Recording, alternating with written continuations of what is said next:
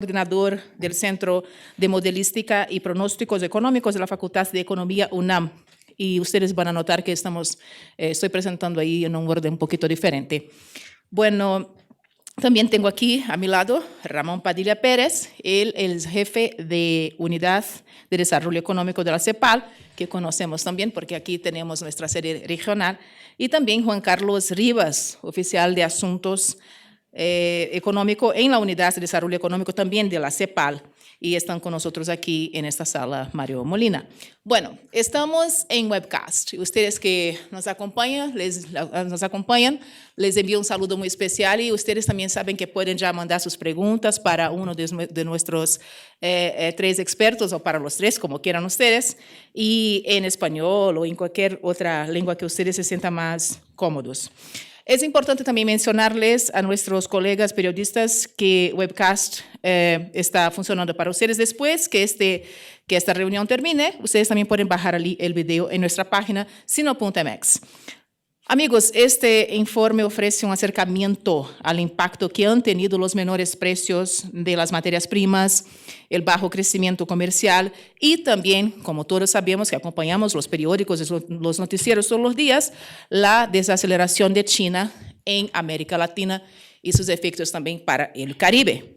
En 2015, el Producto Interno Bruto a nivel regional se contrajo debido a debilidades internas y condiciones externas menos favorables. Y claro, eso afecta a nuestros países. Entonces vamos a ver cómo está la región y también, claro, cómo está México en este escenario que interesa directamente a nosotros. Bueno, ahora sí, me gustaría brindar la palabra a Eduardo Loría Díaz, coordinador del Centro de Modelística y Pronósticos Económicos de la Facultad de Economía UNAM. Eduardo, bienvenido. Tú tienes la palabra.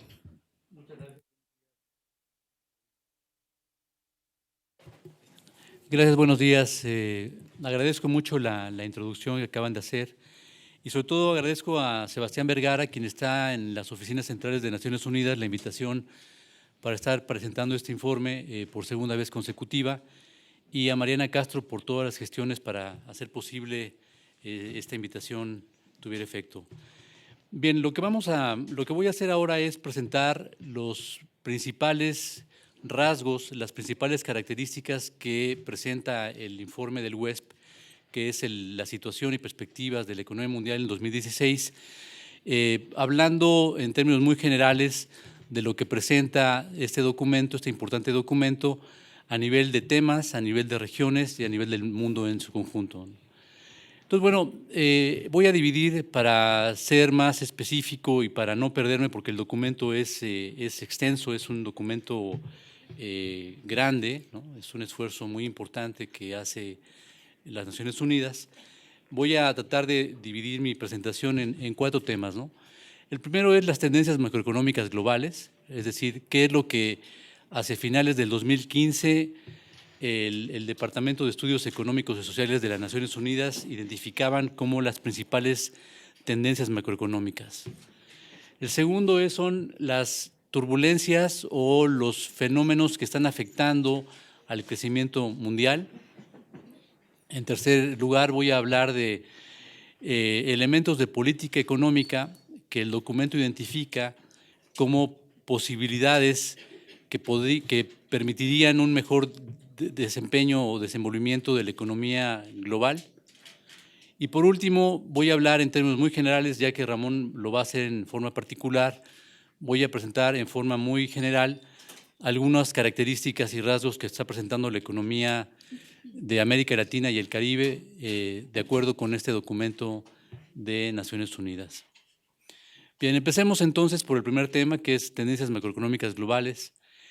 Y el documento es enfático diciendo que la economía tropezó en 2015. La economía mundial tuvo un trastabilleo, un tropezón en 2015, debido a que el crecimiento esperado para 2015 se redujo de manera importante, de un estimado cercano al 3%, creció en 2.4%, ¿no? Desde 2.6 que venía en 2014.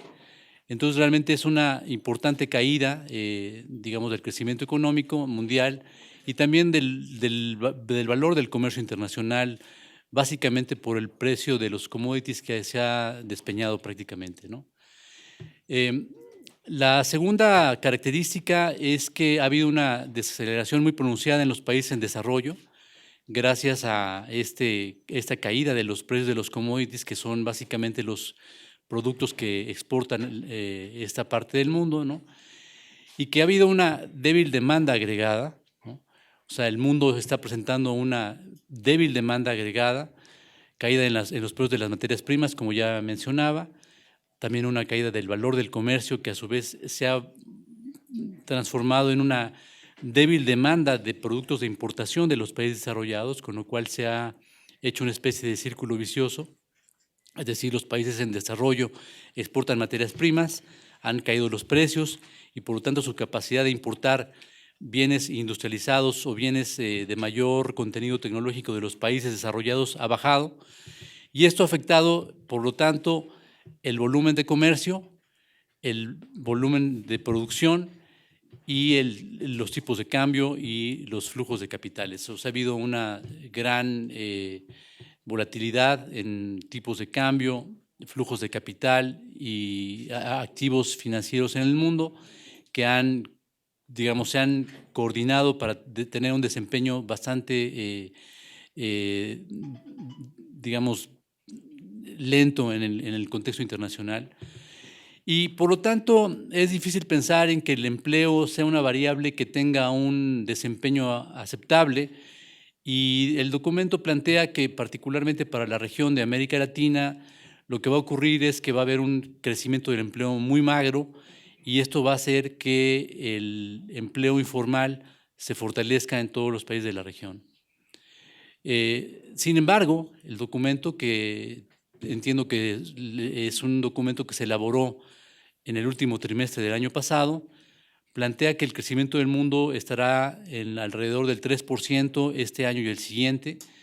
De acuerdo con estimaciones mucho más recientes, esta cifra pues habría que considerarla motivo de revisión, porque sí es, lo que ha pasado en esas 3 semanas de enero ha sido prácticamente un terremoto financiero, cambiario y en precios de materias primas, que hacen difícil pensar en que pueda haber una recuperación importante del crecimiento mundial.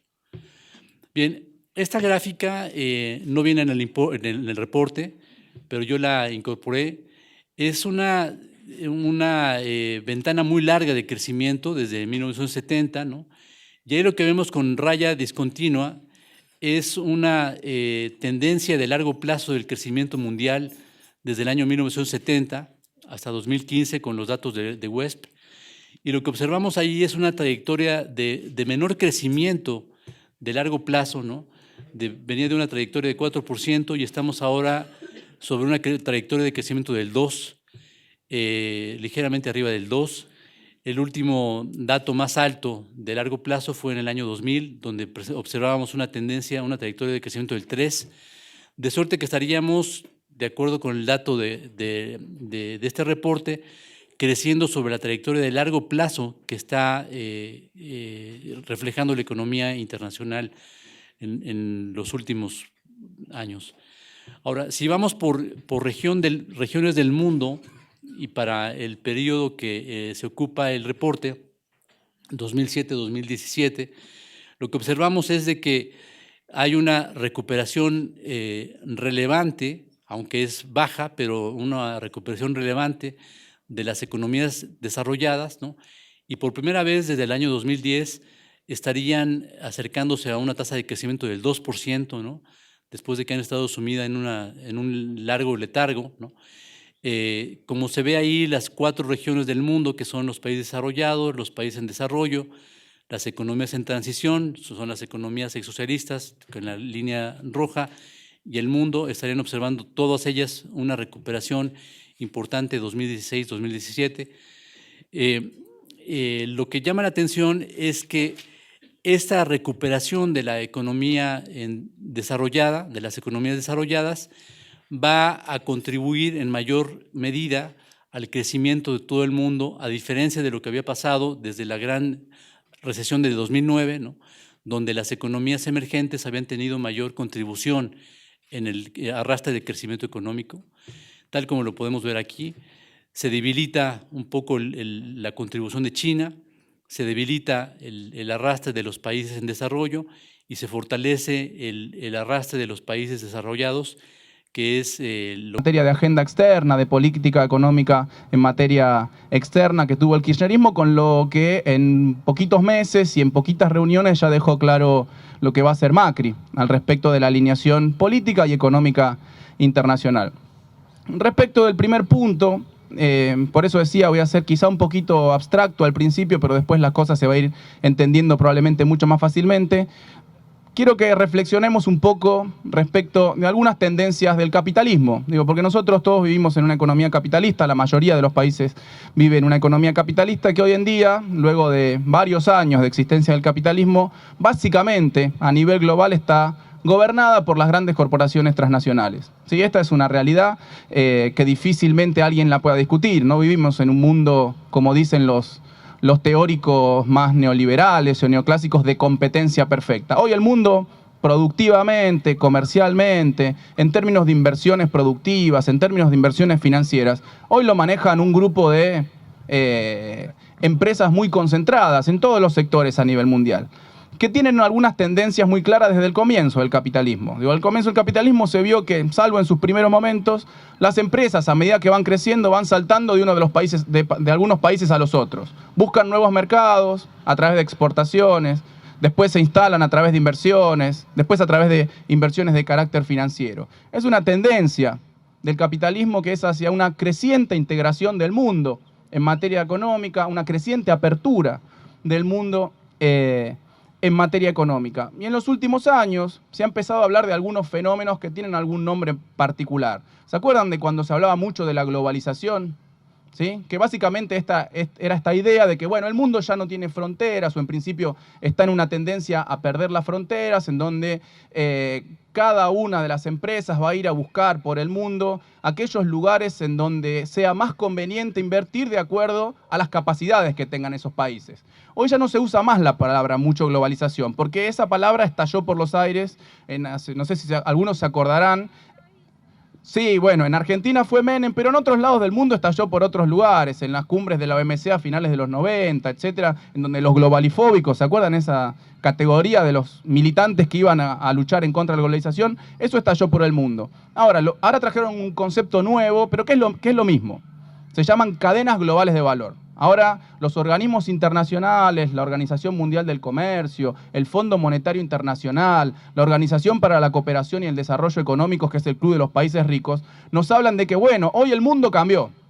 ¿Sí? Hoy están las cadenas globales de valor y justamente los países se tienen que poner atractivos para que las corporaciones transnacionales vayan a invertir, de acuerdo a las ventajas comparativas, dicen, a lo que sean buenos, Entonces, en ese contexto de esas cadenas globales de valor, cuando uno posa un poco la lupa sobre de qué se tratan esas cadenas globales de valor y mira sectores específicos, el sector automotriz, el sector textil, el sector de las computadoras, etcétera, etcétera, lo que uno descubre es que si bien esa tendencia de largo plazo del capitalismo a una mayor apertura, a una mayor integración de las economías a nivel global, a una fragmentación de la producción, instalando capacidades productivas de acuerdo a esas ventajas comparativas. Doy un ejemplo muy sencillo. A las corporaciones transnacionales les encanta poner filiales o subsidiarias o algunas fábricas en los países de mano de obra barata.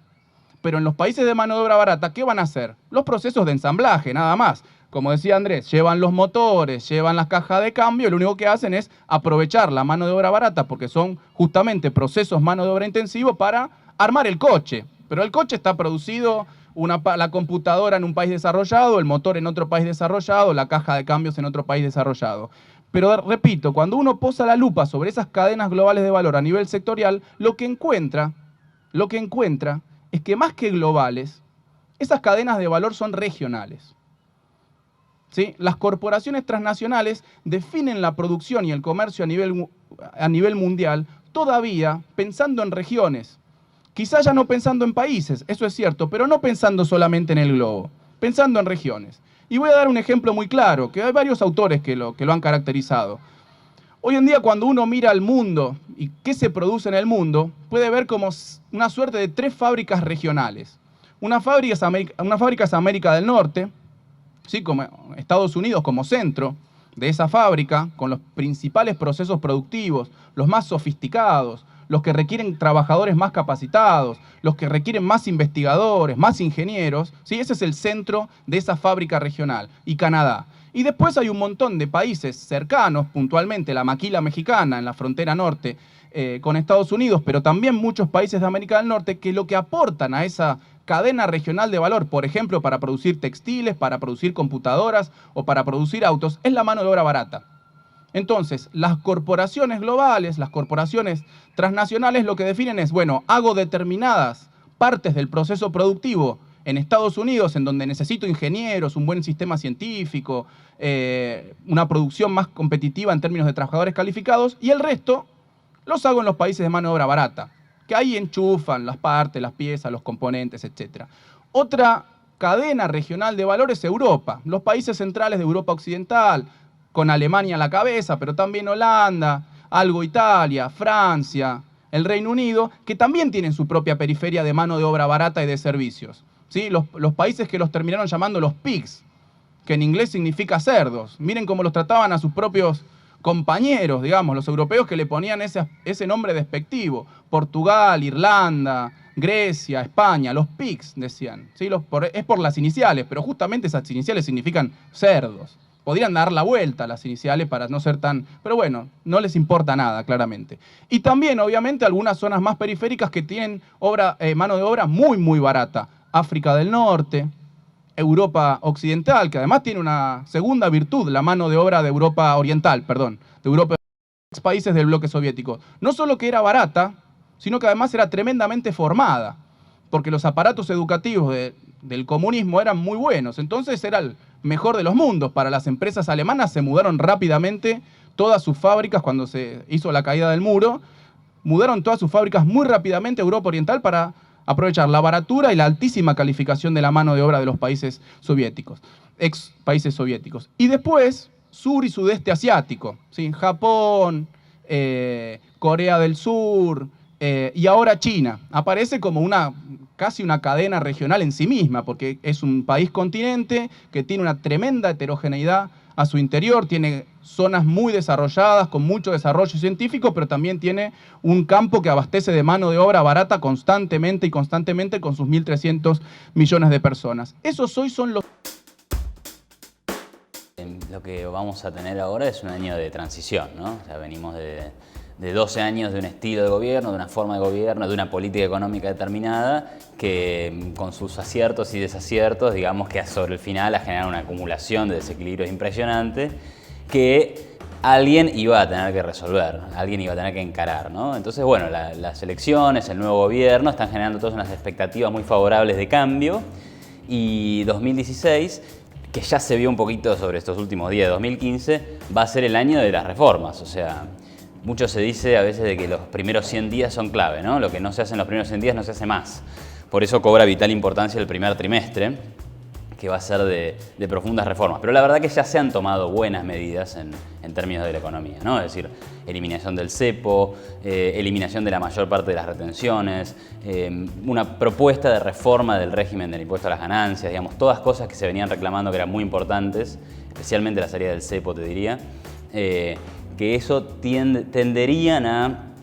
O sea, son factores positivos en términos de crecimiento económico. El año 2016 es de transición, donde se hacen los cambios y donde los desequilibrios emergen, ¿no? O sea, lo que tuviste en los últimos 2 meses de 2015 fue un aumento de precios, ¿no? O sea, como que la inflación parecería que se aceleró, pero eso tiene que ver con desmantelar un sistema de controles de precios que tenían que ver no solo con precios cuidados, sino también con retenciones, control del dólar, o sea, necesariamente iba a haber un impacto. Entonces, claro, eso también genera que por un lado hay cosas buenas, pero por otro lado hay cosas que van a ser necesariamente un poco desagradables, ¿no? Otro punto un poco desagradable también va a ser el tema de la reducción de los subsidios a las tarifas y la desregulación de las tarifas, ¿sí?